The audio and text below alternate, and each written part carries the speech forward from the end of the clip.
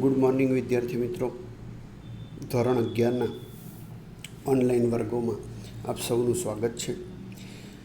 મિત્રો, આજે આપણે ધોરણ 11ના નામાના મૂળ તત્વો વિષયના ભાગ 1ના પ્રકરણ નંબર 6 પેટાનોંધ અંગે અભ્યાસની શરૂઆત કરીશું. વિદ્યાર્થી મિત્રો, આ પ્રકરણમાં આપણે કુલ 5 મુદ્દાઓનો અભ્યાસ કરવાનો છે, જેમાં પહેલું પ્રસ્તાવના, બીજું પેટાનોંધનો અર્થ એટલે કે પેટાનોંધ કોને કહેવાય તેની સમજૂતી મેળવીશું. મુદ્દા નંબર 3માં પેટાનોંધના પ્રકારો વિશે અભ્યાસ કરીશું. મુદ્દા નંબર 4માં પેટાનોંધના ફાયદા અને મુદ્દા નંબર 5માં માલ અંગેની પેટાનોંધો એટલે કે માલ અંગેની જુદી જુદી પેટાનોંધો અંગે આપણે અભ્યાસ કરીશું. તો મિત્રો, આપણે સૌપ્રથમ પ્રસ્તાવનાથી શરૂઆત કરીએ. તો મિત્રો, આપણે આગળ જોઈ ગયા કે વિવિધ પ્રકારના રોજબરોજના આર્થિક વ્યવહારોની નોંધ, પ્રથમ નોંધને આમ નોંધ કહેવામાં આવે છે. એટલે કે આમ નોંધથી હિસાબોની શરૂઆત થાય છે એવું આપણે અગાઉના પ્રકરણની અંદર જોઈ ગયા છીએ. આ નોંધ જે ચોપડામાં નોંધાય તેને આમ નોંધ કહેવામાં આવે છે. એટલે કે જુદા જુદા રોજબરોજના જે આર્થિક વ્યવહારો છે તે આર્થિક વ્યવહારોની સૌ પ્રથમ નોંધ આપણે જે ચોપડામાં કરીએ છીએ તેને આમ નોંધ તરીકે ઓળખવામાં આવે. પરંતુ મિત્રો, જ્યારે વ્યવહારોની સંખ્યા ખૂબ મોટા પ્રમાણમાં હોય, એટલે કે વ્યવહારોનું પ્રમાણ ખૂબ વધારે હોય, ત્યારે જો બધા જ વ્યવહારોને એક જ ચોપડામાં એટલે કે આમનોંધના ચોપડામાં નોંધવામાં આવે કે આમનોંધમાં એનો સમાવેશ કરવામાં આવે તો મિત્રો એ કામ મુશ્કેલ બની જાય છે. એટલે બધા જ વ્યવહારોને આમનોંધના ચોપડામાં સમાવવામાં આવે તો એની કેટલીક મર્યાદાઓ છે. આ મર્યાદાઓ મિત્રો નીચે મુજબ છે. પહેલી મર્યાદા, જ્યારે વ્યવહારો થાય ત્યારે દરેક વખતે ખાતાનું નામ લખવું પડે. એટલે જે વ્યવહારોની આપણે નોંધ કરતા હોઈએ એ દરેક વ્યવહાર વખતે આપણે ખાતાનું નામ લખવું પડે. દાખલા તરીકે ખરીદીનો વ્યવહાર 20 તારીખે થયો હોય તો 20 તારીખની આપણે આમ નોંધ કરીએ ત્યારે આપણે ખરીદ ખાતાનો ઉલ્લેખ કરવો પડે. તે જ રીતે 22 તારીખે ખરીદી અંગેનો વ્યવહાર થાય તો ફરીથી 22 તારીખે વ્યવહાર નોંધતી વખતે ખરીદ ખાતાનો ઉલ્લેખ કરવો પડે. એટલે કે દરેક વખત નોંધ વખતે જે તે ખાતાનો ઉલ્લેખ આપણે કરવો પડે. બીજું, દરેક વ્યવહારની ખતવણી વખતે ઉધારને જમા કરવું પડે. આથી આમ નોંધ અને ખતવણીનું કાર્ય મિત્રો વારંવાર કરવું પડે. એટલે કે એકના એક કાર્યનું કે એક જ કાર્યનું પુનરાવર્તન થાય છે. ત્રીજું, મિત્રો, વ્યવહારોનું પ્રમાણ ખૂબ વધારે હોય અને એ બધા જ વ્યવહારો જો આપણે આમનોંધના ચોપડામાં સમાવેશ કરીએ તો આમનોંધનો ચોપડો ઘણો મોટો થાય. એટલે કે આમનોંધના ચોપડાનું કદ વધે અને તેને કારણે એને સાચવવાની મુશ્કેલી ઊભી થાય. ચોથી મર્યાદા, આમનોંધ પરથી કેટલીક મહત્ત્વની માહિતી મિત્રો તાત્કાલિક મળી શકતી નથી. એટલે કે તાત્કાલિક માહિતી મેળવવાની હોય તો એમાં મુશ્કેલી ઊભી થાય. પાંચમું, આંતરિક અંકુશની પદ્ધતિનો અસરકારક રીતે અમલ કરવો મુશ્કેલ બની જાય. તો મિત્રો, આમનોંધની આ મર્યાદાઓ હતી. હવે ઉપર દર્શાવેલ આમનોંધની મર્યાદાઓ દૂર કરવા માટે આમનોંધને પેટાનોંધમાં વહેંચવામાં આવે છે. એટલે ટૂંકમાં આમનોંધના ચોપડાનું વિભાજન કરવામાં આવે અને એને નિશ્ચિત વ્યવહારોને જે ચોપડામાં આપણે નોંધીએ તેને પેટા નોંધ કહી શકાય. જો કે મિત્રો હવે કમ્પ્યુટરનો ઉપયોગ થાય છે.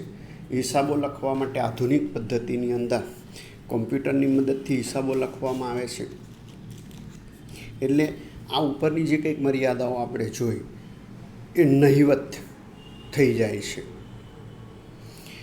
જે વ્યવહારોનું પ્રમાણ વધારે છે અને જે વ્યવહારો વારંવાર થાય છે તે દરેક માટે આમનોંધનો અલગ ચોપડો તૈયાર કરવામાં આવે. એટલે કે જે વ્યવહારોનું પ્રમાણ વધારે હોય કે જે વ્યવહારો વારંવાર થતા હોય નિશ્ચિત પ્રકારના, તેની માટે અલગ ચોપડો રાખવામાં આવે. જેમ કે મિત્રો સામાન્ય રીતે ધંધાકીય સ્વરૂપની અંદર ઉધાર ખરીદી, ઉધાર વેચાણ, રોકડના વ્યવહારોનું પ્રમાણ વધારે હોય તો એની માટે આવા વ્યવહારો માટે એક નિશ્ચિત ચોપડો રાખવામાં આવે અને તેમાં એની નોંધ કરવામાં આવે.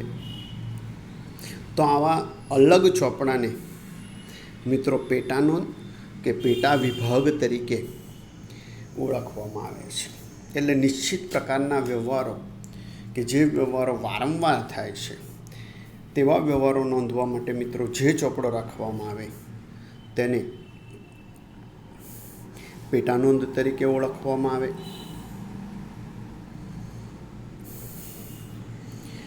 હવે પેટા નોંધનો અર્થ જોઈએ તો કે એક જ પ્રકારના વારંવાર થતા વ્યવહારો નોંધવા માટે આમનોંધના ચોપડાની વર્ગીકૃત નોંધ એટલે પેટા નોંધ. એટલે કે એક જ પ્રકારના જે વારંવાર વ્યવહારો થાય છે તેને નોંધવા માટે જે અલગ વર્ગીકૃત નોંધ તૈયાર કરીએ તેને પેટા નોંધ કહેવાય. પેટા નોંધને મિત્રો દૈનિક ચોપડા તરીકે પણ ઓળખવામાં આવે છે. દરેક વર્ગીકૃત નોંધ એટલે કે પેટા નોંધ માટે અલગ ચોપડો રાખવામાં આવે. દાખલા તરીકે ઉધાર ખરીદીના વ્યવહાર નોંધવા માટે ખરીદ નોંધનો ચોપડો રાખવામાં આવે. ઉધાર વેચાણના વ્યવહારો નોંધવા માટે વેચાણ નોંધનો ચોપડો રાખવામાં આવે. એટલે કે દરેક પેટા નોંધ માટે અલગ ચોપડો રાખવામાં આવે છે.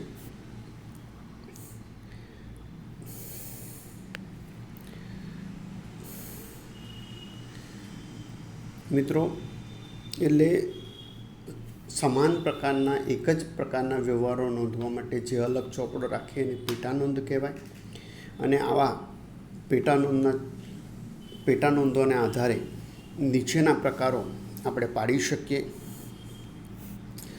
તો મિત્રો પેટા નોંધના પ્રકાર નીચે મુજબ છે, જેમાં પેટા નોંધનું નામ અને આવી પેટા નોંધની અંદર કયા વ્યવહારો નોંધાય છે તે અંગે જોઈએ. તો પહેલી પેટા નોંધ છે મિત્રો રોકડ મેળ, જેને રોકડ આમનોંધ પણ કહેવાય. તો મિત્રો આવા રોકડ મેળના કુલ 3 ભાગ પડે.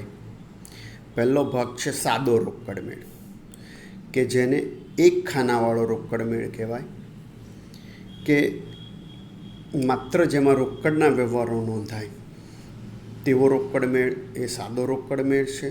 એટલે કે રોકડના વ્યવહારો નોંધવા માટે સાદો રોકડ મેળ તૈયાર કરવામાં આવે. બીજો પ્રકાર છે 2 ખાનાવાળો રોકડ મેળ. મિત્રો 2 ખાનાવાળા રોકડ મેળની અંદર પહેલો ભાગ થાય રોકડ અને બેંક ખાનાવાળો રોકડ મેળ, જેમાં રોકડ અને બેંકના વ્યવહારો નોંધવામાં આવે. બીજો ભાગ થાય રોકડ અને વટાવ ખાનાવાળો રોકડ મેળ, જેમાં રોકડ અને વટાવ અંગેના વ્યવહારો નોંધાય. અને ત્રીજું બેંક અને વટાવ ખાનાવાળો રોકડ મેળ, તો તેમાં બેંક અને વટાવને લગતા વ્યવહારો નોંધવામાં આવે. એટલે મિત્રો ટૂંકમાં 2 ખાનાવાળા રોકડ મેળના કુલ 3 ભાગ પડે. રોકડ મેળમાં ત્રીજો ભાગ છે મિત્રો રોકડ બેંક અને વટાવ ખાનાવાળો, એટલે કે 3 ખાનાવાળો રોકડ મેળ, જેમાં રોકડ બેંક અને વટાવના વ્યવહારો નોંધવામાં આવે છે. એટલે કે પેટા નોંધનો પહેલો પ્રકાર રોકડ મેળ છે અને એમાં પેટા 3 ભાગ છે.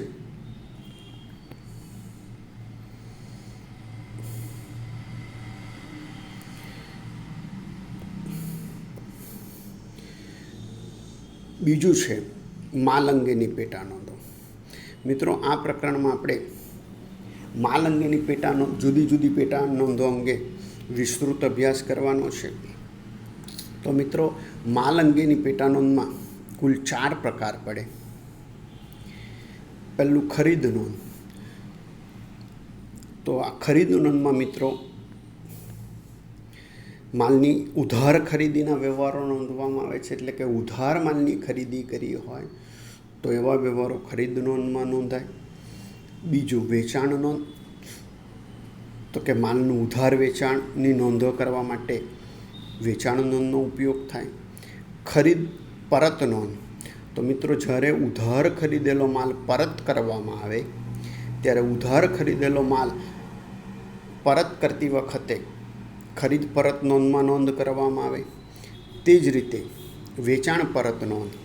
તો કે ઉધાર માલ વેચેલો હોય છે એમાંથી જો માલ પરત આવે તો એ નોંધવા માટે વેચાણ પરત નોંધનો ઉપયોગ થાય. ત્રીજું હુંડી અંગેની પેટા નોંધ. મિત્રો, હુંડી અંગેની પેટા નોંધમાં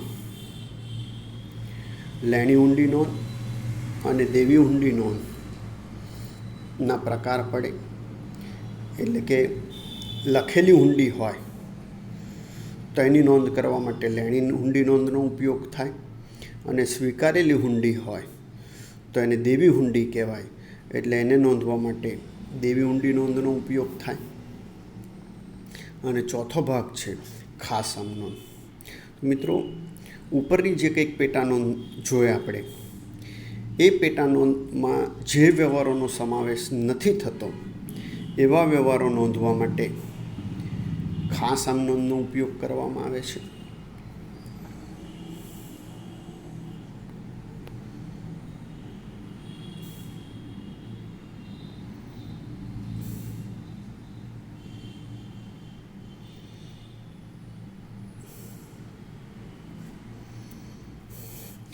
મિત્રો, ઉપર દરેક પેટા નોંધની વિગતવાર ચર્ચા હવે કરવામાં આવે છે, પરંતુ આ પ્રકરણમાં આપણે ફક્ત માલ અંગેના પેટા નોંધની જ ચર્ચા કરીશું.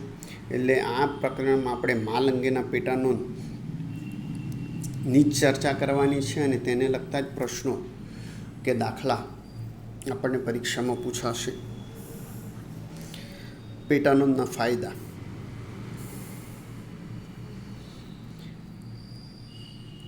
પહેલો ફાયદો કાર્યની વહેંચણી. મિત્રો, આગળ આપણે એવું જોયું કે જ્યારે વ્યવહારોનું પ્રમાણ ખૂબ વધારે હોય ત્યારે સમાન પ્રકારના વ્યવહારો નોંધવા માટે અલગ ચોપડો રાખવામાં આવે તો એને પેટા નોંધ કહેવાય. તો અલગ ચોપડો તૈયાર થાય એટલે કાર્યનું વહેંચણી થઈ જાય છે. એટલે કે હિસાબી કામકાજની જુદી જુદી વ્યક્તિઓ વચ્ચે વહેંચણી કરી શકાય. દાખલા તરીકે ખરીદ નોંધ અને વેચાણ નોંધ માટે અલગ અલગ વ્યક્તિને કાર્ય સોંપી શકાય. એટલે કાર્ય વિભાજનનો કે શ્રમ વિભાજનનો અહીંયા લાભ મળી શકે અને ઝડપથી કામ કરી શકાય. શ્રમ વિભાજન. એકાઉન્ટ વિભાગમાં જે વ્યક્તિ પાસે મિત્રો કાર્યની વિશિષ્ટ આગવી કુશળતા હોય તે પ્રકારના કાર્યની તેને સોંપણી કરી શકાય. આથી ઓછા ખર્ચે સાચી, ઝડપી અને સરળતાથી હિસાબી માહિતી મેળવી શકાય. એટલે કે પેટા નોંધ રાખવાથી શ્રમ વિભાજનનો લાભ મળે અને કુશળ વ્યક્તિઓને નિશ્ચિત કામ આપણે સોંપી શકીએ. મિત્રો, ઉપરના 2 અગત્યના લાભના કારણે નીચેના લાભો પણ મળે. ઓડિટનું કાર્ય સરળતાથી અને ઝડપથી થાય. એટલે કે મિત્રો, કાયદાકીય જોગવાઈની રીતે નિશ્ચિત પ્રકારના ધંધાર્થીઓએ અને નિશ્ચિત પ્રમાણમાં લેવડ દેવડ કરતા લોકોએ પોતાના હિસાબો માન્ય હિસાબનીશ પાસે ઓડિટ કરાવવા પડે. તો એ કામ પણ સરળતાથી કરી શકાય. હિસાબો તૈયાર કરવામાં પણ સરળતા અને ઝડપનો લાભ મળે. અને મિત્રો, શ્રમ વિભાજન થયેલું હોય અને કારણે સમયનો બચાવ થાય અને તારણરૂપ માહિતી ઝડપથી મેળવી શકાય. એટલે આ વિશિષ્ટ લાભ પેટાનોંધને કારણે મળે છે. મિત્રો,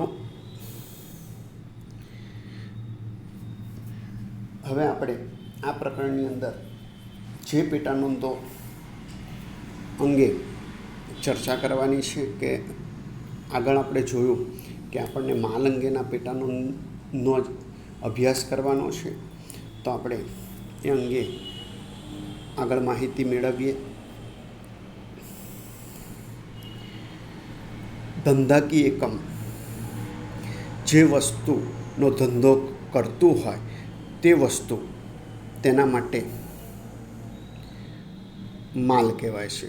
મિત્રો, પારિભાષિક શબ્દોમાં પણ આપણે આ અર્થ જોયો કે વેપારી જે વસ્તુનો વેપાર કરે છે કે ધંધો કરે છે તેની માટે તે વસ્તુ માલ કહેવાય છે.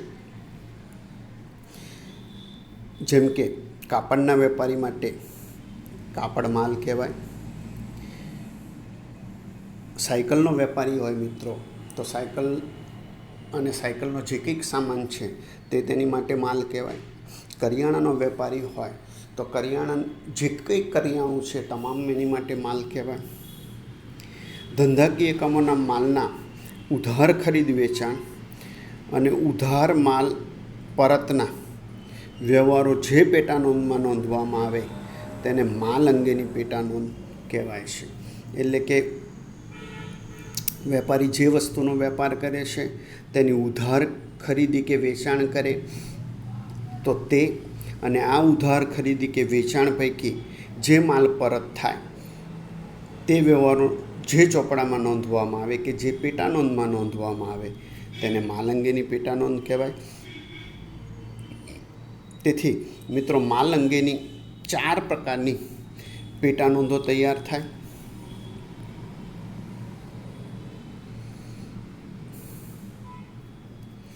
મિત્રો, માલ અંગેની પેટાનોંધમાં કુલ 4 ભાગ પડે. એમાં પહેલું ખરીદ નોંધ, એટલે કે માલની ઉધાર ખરીદી અંગેના વ્યવહારો નોંધવા માટે ખરીદ નોંધ તૈયાર કરવામાં આવે. બીજું વેચાણ નોંધ, એટલે ઉધાર વેચાણ માલનું કરવામાં આવે તો એની નોંધ વેચાણ નોંધમાં થાય. તે જ રીતે ખરીદેલો માલ કોઈક કારણોસર પરત કરવામાં આવે તો તેની માટે ખરીદ પરત નોંધ તૈયાર કરવામાં આવે. તે જ રીતે માલનું ઉધાર વેચાણ કરેલું હોય મિત્રો, અને આવું ઉધાર વેચેલો માલ જો પરત આવે તો એ નોંધવા માટે વેચાણ પરત નોંધ તૈયાર કરવામાં આવે. એટલે માલ અંગેની પેટાનોંધના 4 પ્રકાર પડે: ખરીદ નોંધ, વેચાણ નોંધ, ખરીદ પરત નોંધ અને વેચાણ પરત નોંધ. મિત્રો, આજે આપણે ખરીદ નોંધ અંગે કેટલીક પાયાની માહિતીનો અભ્યાસ કરી લઈએ.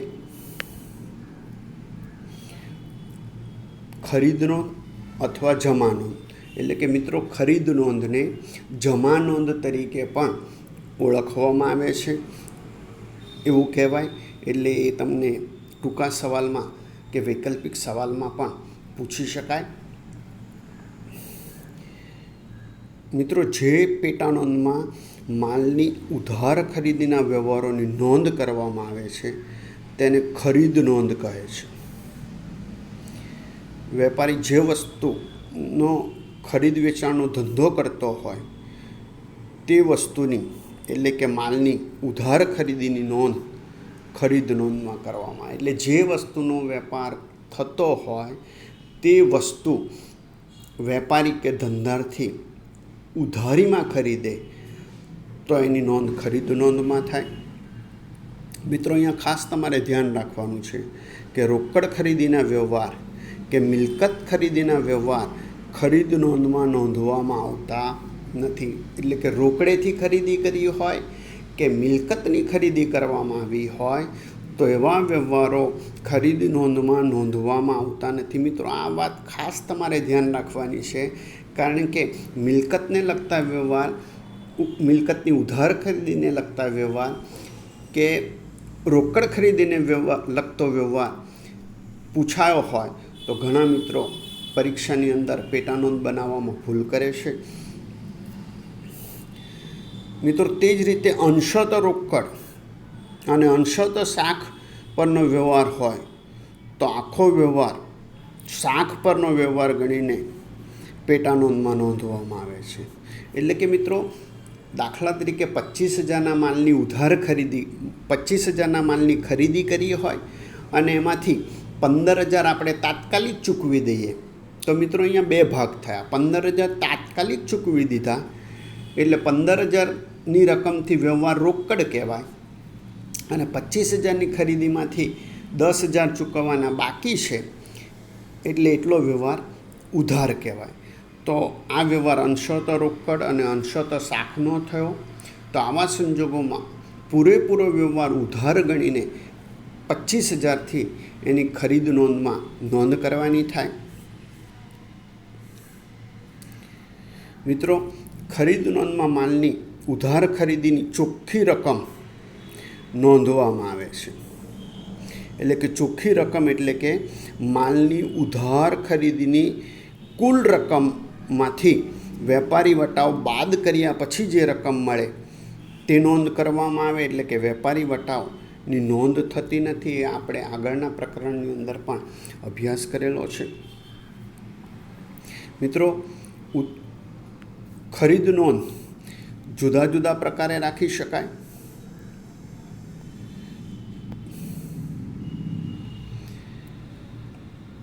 અને આ ખરીદ નોંધના મુખ્ય બે પ્રકાર પડે: સાદી ખરીદ નોંધ અને ખાનાવાળી ખરીદ નોંધ.